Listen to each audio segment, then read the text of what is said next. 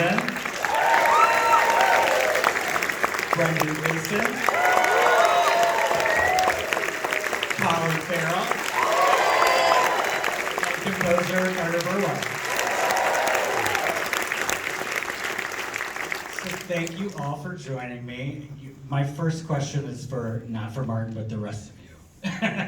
You've all worked with Martin before. What about him as a writer, as a director, as a collaborator, made you want to do this film again with him? He's really good.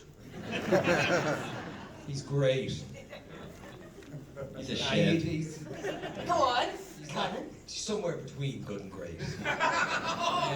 No, he's extraordinary. No, I mean, from the first time I met Martin, he was talking about he'd already worked with Brendan and they'd done Six Shooter. I don't know if any of you have seen the short film, the Six Shooter that Martin won Best Short that year.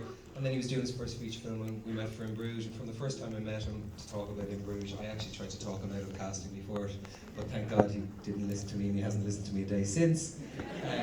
But he's just an extraordinarily singular mind in cinema. He just mixes, as you've all seen, he mixes tones, hilarity and humour mixed with horror and pain, and it can dip into the macabre, and then it can be also euphoric and always really honest, no matter how heightened it is. And I just loved working with him the 3 times we have, and I've loved the casts and the crews that he brings together.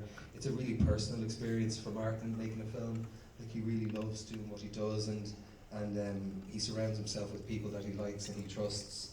And so to be in that environment for me is a really, really gorgeous thing, and it's just brilliant material, you know. But as a director as well, I was delighted to see him get nominated for director, because he'd had nominations before as a writer. To see him, about time, he says, to see him get nominated as a director, because I think you're such a brilliant writer that people find it hard to see past the quill.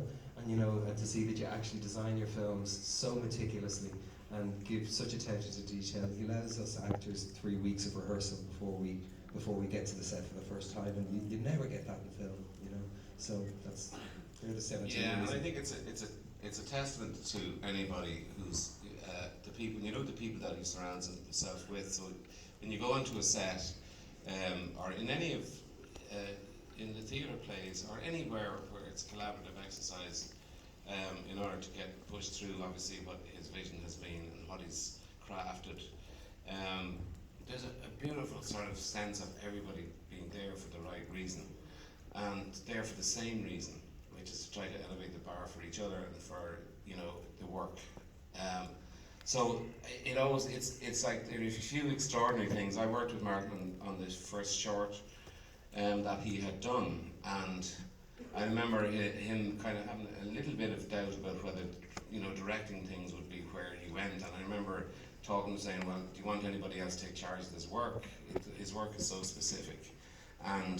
But watching how his progression as a director and the different skill sets